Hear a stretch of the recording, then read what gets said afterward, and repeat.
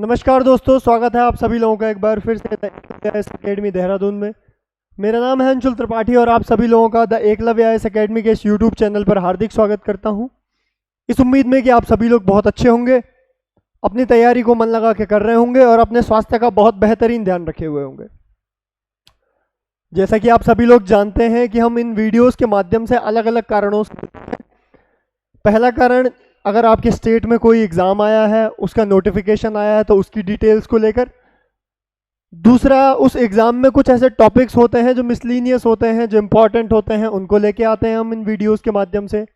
और तीसरा, हमने एक नई पहल शुरू की है कि वर्ल्ड अफेयर्स में, आप लोगों के करंट अफेयर्स में कोई भी टॉपिक ऐसा है जो न्यूज़ में होगा हाल फिलहाल में, ऐसे किसी टॉपिक को लेकर हम आप सभी लोगों के बीच में इन वीडियोज़ के माध्यम से आएंगे। इसकी कुछ वीडियोस हम बना चुके हैं। जैसे कि लास्ट वीडियो में मैंने आप लोगों से कहा था ब्रिक्स के बारे में डिस्कस किया। नेक्स्ट वीडियो मैंने आप लोगों को बताया था किससे रिलेटेड होगी, क्वाड से। आप सभी लोग बैकग्राउंड से देख भी पा रहे होंगे। आज हम इन क्वाड कंट्रीज का महत्व समझेंगे, आखिर इनका नेचर है क्या, क्या जिस समय इस क्वाड को शुरू किया जाना था, जिस समय प्रपोज किया गया था उसी समय से ही शुरू हुआ या फिर बाद में काफ़ी समय बाद शुरू हुआ। ये सब कुछ इसके इतिहास से रिलेटेड कुछ बातें हैं और किस कारण से ये आजकल न्यूज़ में बना हुआ है, ये हमारे पास इंपॉर्टेंट टॉपिक है। इसके बारे में आज हम चर्चा करेंगे। तो जैसा आप सभी लोग देख पा रहे होंगे कि 4 फ्लैग बने हुए हैं। तो क्वाड में कौन कौन से कंट्रीज आते हैं ये आप आइडिया लगा चुके होंगे। कौन कौन से कंट्रीज आते हैं? यूएसए है, इंडिया है, ऑस्ट्रेलिया है एंड जापान है। ये 4 कंट्रीज हैं जो मिलके बनाते हैं क्वाड। ठीक है, क्वाड का मतलब होता है क्वाड्रिलेटरल, ठीक है ना, चतुर्भुज। अब ऐसा क्यों कहा जाता है हम आगे वीडियो में डिस्कस करते हैं।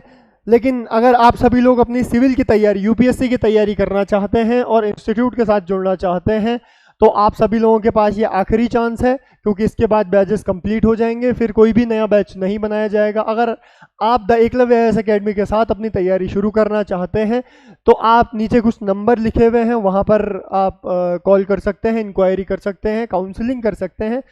या फिर दूसरा, अगर आप देहरादून में हैं तो आप इंस्टीट्यूट विजिट कर सकते हैं। यहाँ पर आपकी काउंसलिंग की जाएगी, आपको बताया जाएगा कि किस तरीके से आप तैयारी कर सकते हैं।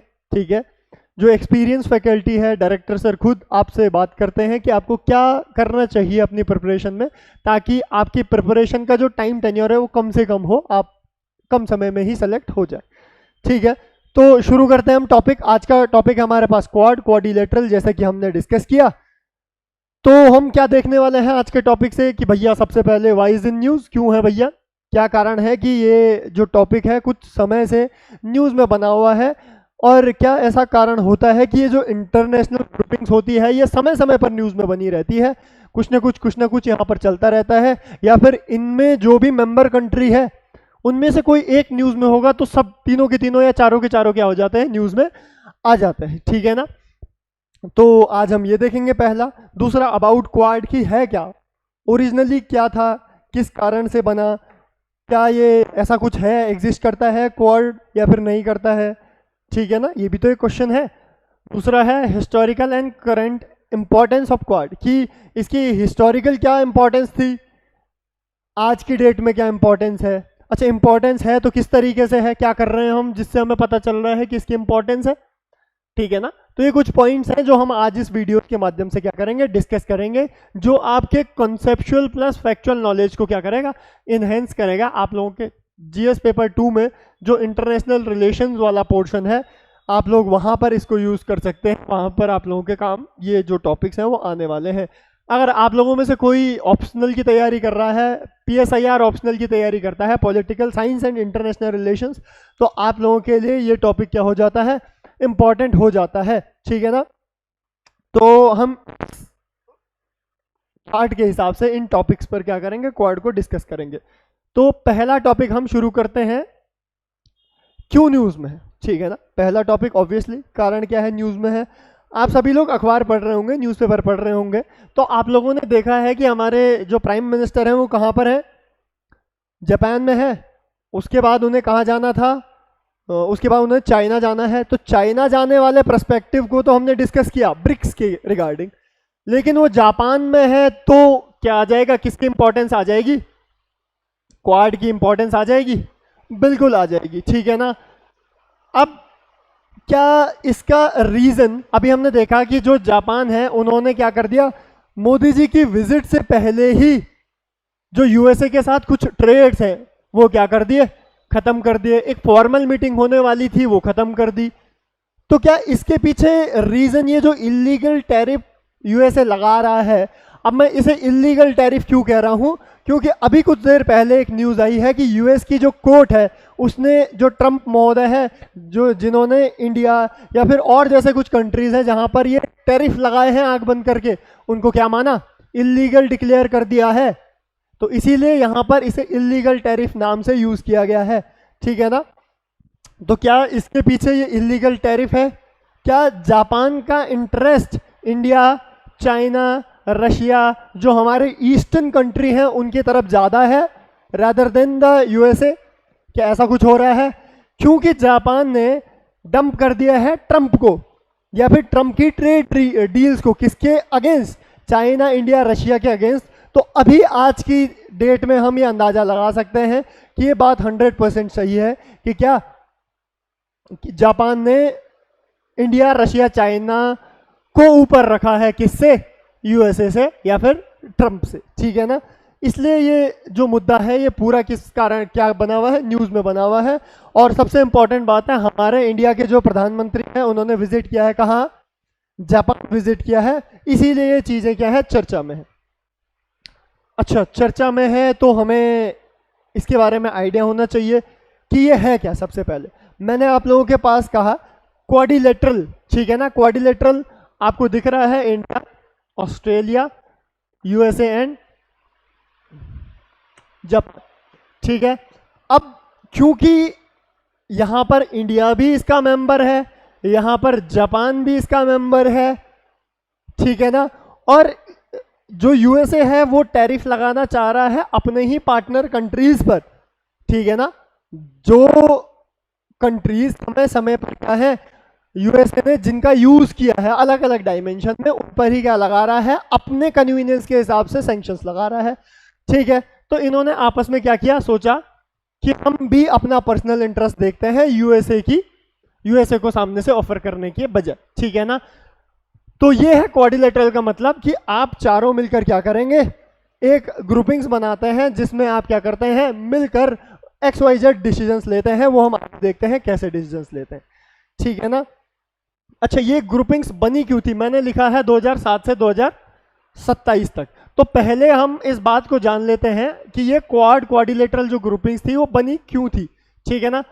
तो सबसे पहले देखो, ये क्वाड्रिलेटरल जो ये चतुर्भुज है वो किस एरिया को कवर कर रहा है, ये पैसिफिक रीजन को और इंडियन ओशन रीजन को कवर कर रहा है। तो मान के चलते हैं इंडो पैसिफिक रीजन।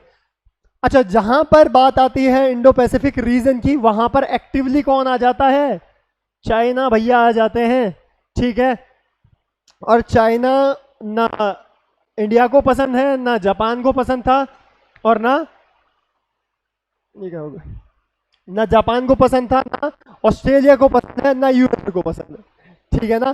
क्यों पसंद नहीं है वो हम आगे देखते हैं, लेकिन आपको एक हिंट दे रहा हूं, क्योंकि चाइना की एक पॉलिसी है एक्सपेंशन करने वाली पॉलिसी, ठीक है। चाइना कहता है कि जहां पर हमने कपड़ा डाल दिया, जहां पर हमने रुमाल डाल दिया, वो सीट किसकी है, अब वो सीट हमारी है, ठीक है ना। अब ये ऐसा काफी समय से करता आ रहा है, इसीलिए चाइना की जो ये एक्सपेंशन वाली पॉलिसी है किसी को भी पसंद नहीं आती। तो इसीलिए ये ग्रुपिंग्स बनी थी, और ध्यान रखना ये ग्रुपिंग्स बनी थी एक इनफॉर्मल ग्रुपिंग्स, जैसे हमने पढ़ा ब्रिक्स। ब्रिक्स एक फॉर्मल ग्रुपिंग है, क्या मतलब होता है हम आगे देखते हैं, ठीक है। लेकिन मैंने ये क्यों लिखा हुआ है कि 2007 से 2020, 27 नहीं 2020, ठीक है ना, 13 साल। देखो, शुरुआत प्रपोज की थी 2007 में किसने, शिंजो आबे, जापान के डिप्लोमेटिक हेड ने, ठीक है ना। उन्होंने प्रपोज किया कि 4 कंट्रीज जो चाइना से बड़ा परेशान है उनको एक ग्रुपिंग बनानी चाहिए 2007 में, और किसके अगेंस्ट काम करना चाहिए, चाइना के अगेंस्ट काम करना चाहिए। लेकिन 2007 में ऑस्ट्रेलिया डर गया, चाइना के प्रेशर की वजह से उसने क्या कर दिया, इस कंसेप्ट से विड्रॉल कर दिया, पीछे हट गया। तो 2007 में ये बात क्या नहीं हो पाई, अप्लाई नहीं हो पाई। लेट अराउंड 2020 में, लगभग 13 साल बाद हम देखते हैं कि सब लोग क्या करते हैं, एक पेज पर आते हैं और एक इनफॉर्मल ग्रुपिंग बनाते हैं अगेंस्ट चाइना, कि चाइना का जो कंट्रोल है इंडो पैसिफिक रीजन में हमें क्या करना है, कंट्रोल करना है। इसीलिए एक इनफॉर्मल ग्रुपिंग बनती है जिसे किस नाम से जाना जाता है, क्वाड के नाम से जाना जाता है। तो ये आप लोग समझ गए होंगे 2007-2020 क्यों लिखा हुआ है, क्या रीजन है इसके पीछे, ठीक है। तो ये पॉइंट है। नेक्स्ट है हमारे पास हिस्टोरिकल प्रेजेंस, ठीक है ना। ध्यान रखना ये मोस्ट इंपॉर्टेंट पार्ट है हमारे पास, हिस्टोरिकल प्रेजेंस। सबसे पहले हम देखते हैं चाइना की पॉलिसी। जो मैंने अभी आपको कहा कि चाइना, आपने देखा एनेक्सेशन ऑफ तिब्बत को एक्वायर कर दिया पूरा, और आज की डेट में किसी भी जगह पर, हम उत्तराखंड में भी देखते हैं, डोकलाम वाला केस देखा हमने, ठीक है ना। जगह जगह पर क्या होता रहता है, चाइना के साथ हम फेस टू फेस आते रहते हैं। हाल फिलहाल में कुछ जगह पर रिजॉल्व हुआ है, ठीक है, वो डिप्लोमेटिक रिलेशंस की वजह से हुआ है। हमें नहीं पता चाइना किस कंडीशन में क्या कर सकता है, आगे काम कर सकता है। एक बात और आप समझ सकते हैं कि आज की डेट में भले ही हम यूएस से थोड़ा दूर हो रहे हैं, जापान यूएस से दूर हो रहा है, वो क्यों हो रहा है, क्योंकि ट्रंप महोदय की पॉलिसीज की वजह से, ठीक है ना। उनके, वो चाहते हैं कि जो मेरे दोस्त हैं वो केवल मेरे दोस्त बन के रहें। मैं हालांकि हर किसी का दोस्त बन जाऊंगा, लेकिन मेरे दोस्त केवल मेरे दोस्त बन के रहें और किसी के दोस्त ना बने, ठीक है ना। तो 2 साल तक ही रहेंगे ट्रंप महोदय, और उसके बाद कोई, क्या पता कोई ऐसा इंसान आए। और चाइना एक ऐसा कंट्री है जिस पर कभी भी विश्वास नहीं किया जा सकता, ठीक है ना। हालांकि यूएसए पर भी नहीं किया जा सकता, लेकिन यूएसए में अगर कोई ऐसी पावर इसके बाद आती है जो रिलाई करने लायक है, तो यूएसए पर एक भरोसा फिर भी किया जा सकता है, लेकिन चाइना पर बिल्कुल ट्रस्ट नहीं किया जा सकता। अभी पाकिस्तान चाइना पर ट्रस्ट कर रहा है, देखना कितने बुरे डेट ट्रैप में फंसा हुआ है, ठीक है ना। तो चाइना की एक पॉलिसी। दूसरा, स्टैंड ऑफ यूएसए, मतलब, अच्छा, हिस्टोरिकल स्टैंड ऑफ यूएसए से हम शुरू करते हैं। बात उन दिनों की है जब यूएसए के प्रेसिडेंट थे बराक ओबामा, और वो टाइम था जब यूएसए की जो फॉरेन डील्स होती थी या फिर जो फॉरेन एडमिनिस्ट्रेशन था वो बहुत ज़्यादा कमज़ोर था, ठीक है ना। फॉरेन डिप्लोमेसी कमज़ोर का क्या मतलब है कि यूएसए एक स्टैंड नहीं ले पा रहा था, स्टैंड नहीं ले पा रहा था कि क्या किया जाए, क्या किया जाए, मतलब यूएसए स्टैंड नहीं ले पा रहा था कि हम किसकी साइड ले। यूएसए इंडिया में इंटरेस्ट नहीं दिखा रहा था, जापान और ऑस्ट्रेलिया में इंटरेस्ट नहीं दिखा रहा था। यूएसए चाह रहा था, बराक ओबामा चाह रहा था कि कल के दिन बढ़ने वाली पावर है कौन, चाइना। सबसे ज्यादा एक्सपेंशन किसका होगा, चाइना का। तो किसके साथ हाथ मिला दिया जाए, चाइना के साथ हाथ मिला दिया जाए, ठीक है।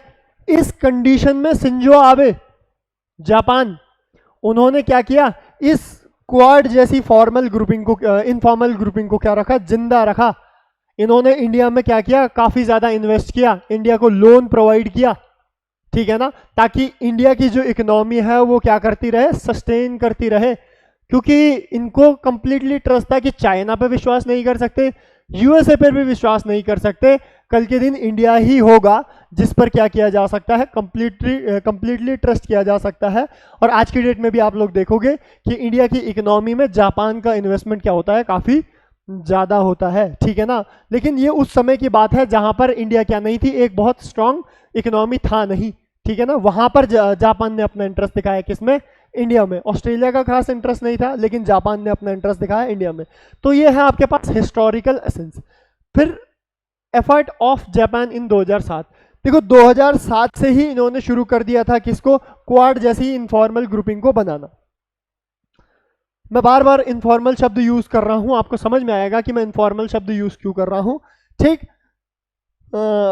2007 से ही शुरू कर दिया था जापान ने, क्योंकि जापान को स्ट्रिक्टली पता था कि अगर इंडो पैसिफिक रीजन में, साउथ चाइना सी वाले रीजन में, चाइना अपनी डोमिनेंस को क्या करता है, आपने सुना होगा 9 डैश लाइन के बारे में, कि यहाँ पर कुछ कंट्रीज थे जो पानी की वजह से डूब चुके हैं, और ये जो समुद्र का एरिया है वो हमारा है। ये कौन कहता है, चाइना कहता है। और चाइना के इस एक्सपेंशन की वजह से सब लोग दिक्कत में है, कोई ऐसा कंट्री नहीं है आसपास। ताइवान पर क्लेम करता है चाइना कि हमारा है, कल के दिन अगर हम इसको एक्वायर करते हैं तो कोई बीच में नहीं आएगा, ठीक है। इंडिया भी उसी दिन का फायदा उठा रहा है कि कल अगर चाइना ताइवान की तरफ, तो हम किसकी तरफ देंगे, अक्साई चीन की तरफ देखेंगे कि भैया वो हमारा इंटीग्रल पार्ट है, अगर तुम वहाँ नहीं आओगे या फिर जो पीओके है, पाक अधिकृत कश्मीर, पाक ऑक्यूपाइड कश्मीर, वहां पर अगर हम एनेक्स करते हैं तो कोई नहीं आएगा, ठीक है ना। तो इंडिया भी उस दिन का इंतजार कर रहा है। तो ये डायनेमिक्स है। बट हम बात कर रहे हैं जापान के रोल के बारे में कि 2007 से एक ऐसी ग्रुपिंग को बनाए रखना जिसमें सबसे बड़ी पावर जो है यूएसए, वो खुद इंटरेस्ट नहीं है, वो खुद किसकी डायरेक्शन में जाना चाह रहे हैं, चाइना के साथ इक्वल ट्रेड करना चाह रहे हैं, इक्वल बिहेवियर रखना चाह रहे हैं, ताकि कल के दिन क्या ना हो, चाइना के साथ उनका कोई आगे रिप्लिकेशंस उनको देखने ना पड़े। अब सबसे इंपॉर्टेंट पार्ट कि इसकी करंट सिचुएशन क्या है, आज की डेट में इसकी इंपॉर्टेंस क्या है। देखो, सबसे पहले एक बात करते हैं, हम इनफॉर्मल ग्रुपिंग को पहले समझ लेते हैं। इनफॉर्मल ग्रुपिंग मतलब होता है कि कोई कागज नहीं है जहां पर इन चारों कंट्रीज ने साइन किया हुआ है या फिर सिग्नेचर किए हुए हैं या फिर बॉन्ड साइन किया हुआ है कि ये चारों ग्रुप मिलकर एक ग्रुप बनाते हैं। अच्छा, ग्रुप बना दिया अगर तो क्या हो सकता है, देखो ब्रिक्स अगर हमने ग्रुप बना दिया तो हम आपस में ब्रिक्स के जो कंट्रीज हैं वो आपस में कोई ट्रेड डील कर सकते हैं, वो वेपन से रिलेटेड, वो डिफेंस से रिलेटेड हो सकती है। अगर हम क्या करते हैं यहाँ पर क्वाड कोई वेपन की डील करते हैं या फिर कोई डिफेंस डील करते हैं तो सीधा रो कौन जाएगा, चाइना रो जाएगा कि ये एक ग्रुप बना हुआ है अगेंस्ट चाइना, एक कंट्री को टारगेट कर रहे हैं। अच्छा, हमने ब्रिक्स बनाया और कहा कि एंटी वेस्ट है, वेस्ट में बहुत सारे कंट्री आ जाते हैं, केवल यूएसए को तो टारगेट नहीं किया। लेकिन अगर हम क्वाड बना देते हैं फॉर्मली और हम क्या करते हैं, किसी ने किसी को मिसाइल दी, किसी ने किसी दूसरे को मिसाइल दी, अगर ऐसा हम करते हैं तो चाइना सीधा सीधा क्या करेगा कि भैया ये ग्रुपिंग बन रही है वो हमारे अगेंस्ट। हालांकि चाइना ऐसा कहता है कि क्वाड जैसी इनफॉर्मल ग्रुपिंग एग्जिस्ट करती है, ये मेरे अगेंस्ट क्या कर रहे हैं, प्लान तो कर रहे हैं, ठीक है ना। लेकिन ध्यान रखना, क्वाड एक इनफॉर्मल ग्रुप है, कोई भी सिग्नेटरी नहीं है इस बॉन्ड का कि हम चारों मिलकर क्या करते हैं, against the China Indo Pacific region में कोई डील करते हैं, ऐसा कुछ नहीं है, लेकिन मीटिंग्स होती हैं।